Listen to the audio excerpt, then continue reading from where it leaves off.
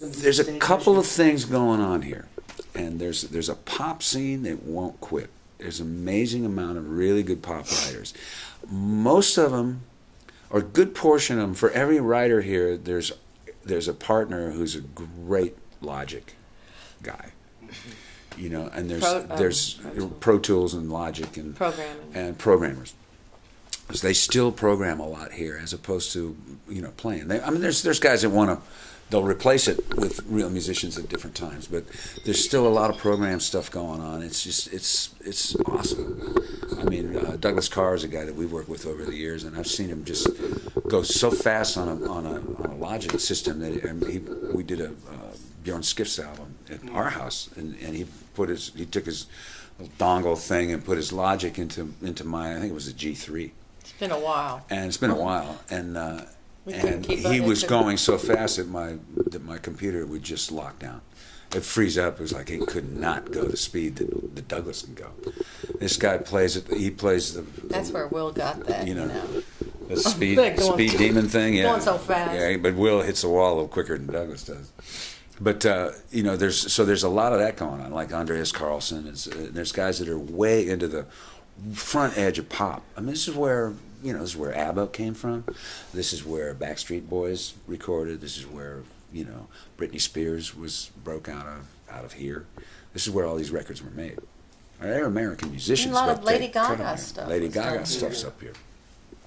So it's pop central up here, but there is a handful of jazzers in this neck of the woods that are outrageous. It's like Nashville. I always thought Nashville was really just country until I heard Take Six came from there. All the guys in Take Six are all students out of Belmont. They music degrees out of Belmont, which is a school, college. I'm going, whoa, these guys all grew up with a Gene Perling book, and this is anything but country. And most of the musicians I've met there have been anything but country musicians, R&B players up to waz. This guy Tom Hemby, he's a guitar player. He'll scare you to death how good he is. I mean, Jay Graydon won't play a guitar in the same room as him. He's just Rusty Ray. Rusty Ray.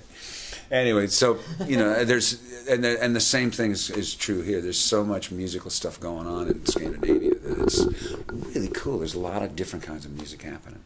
And everybody's still excited about music. I mean, in the United States, I have found that there's so many, the business, whatever's left of the business, it's got such a strong grip on it that nobody's allowed to create. Just make the record that sounds like that record, because that record's a hit. And you see it all the time. And I've like my old day job. You see people go into a recording studio and nobody's having fun. Everybody's, let's get this right. Let's make this sound just like it's supposed to. There's no fun going on. I learned years and years ago, the best music's made by a few good people that are digging the shit out of what they're doing. And I want to see that happening again. I think at some level, the people that are crying the blues about the music business the most are the business guys, what we call the suits. Because, they don't have all the money that falls off of 35 million sales of a Michael Jackson record or Alanis Morissette or Bee Gees or whatever. They don't have all that extra money that's flying around, that's keeping the economy of the music business, that's the engine of it, this big star. That ain't happening for those guys. So those guys are all losing their jobs, which means that we make the records that we want to make. Well, there's a girl that we've been working with and writing with named Angelo. Actually, Veronica. It's Veronica Petrucci. You ever heard of her? No. She's a gospel artist. But she's maybe one of the best singers I've ever heard. This girl is great, and her husband Angelo is awesome singer and player himself.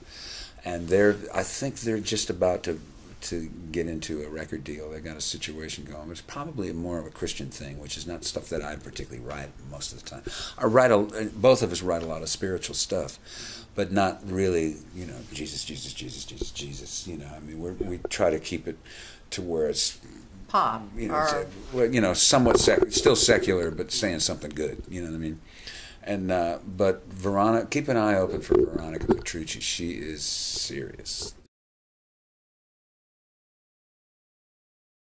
Well, the Airplay album was it was kind of a phenomenon for a lot of people. It was really a cool thing. You know, I sang one song, 2 songs on it. No, didn't really do very much on the record, but it was you know, David and Jay just doing what they do, and it just seemed to be something that really worked for them. They really were happy with it, and then it just caught on over here like crazy. There was a band in Sarpsborg, Norway that did that album note for note, sang the whole record, and that was the last gig. Did you go to that show? I didn't go. I saw a couple of Yeah, really we cool. didn't make it. We were pretty. They actually just learned the record. They were called Airplaying.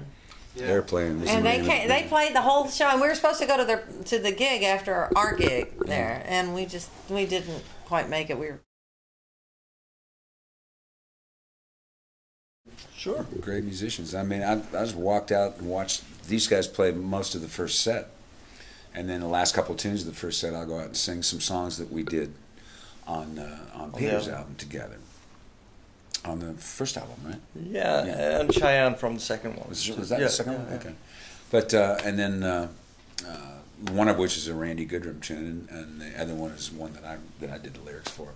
And then we kind of take a break, and then we just go after my stuff after that. Just, you know, jump in and got one of the tunes that Tamara does, and we just, you know, we had one rehearsal, and the musicians he's got in his band are awesome.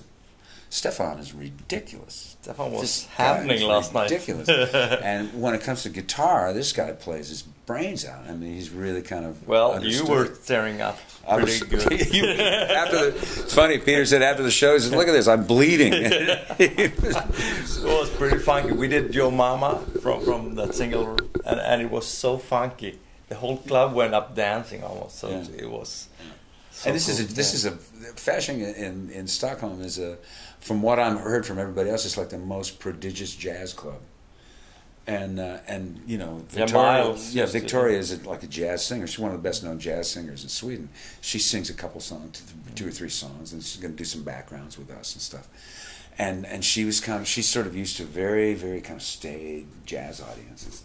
And after this thing got going, once we started cranking it up on the second set, she was like, what's this about? Yeah. You know, after a while, by the time we got to Take It Uptown, she was like dancing on tables and stuff and going crazy. Yeah. The whole place just was burning last night. It was so cool, and that people come from all over Europe to see these shows is fantastic. We did last year with Joseph, and this year with Bill. It's like incredible to be able to do it here in Sweden and it's kind of growing. It's we sold out 2 nights now, and next year maybe we do 3 nights.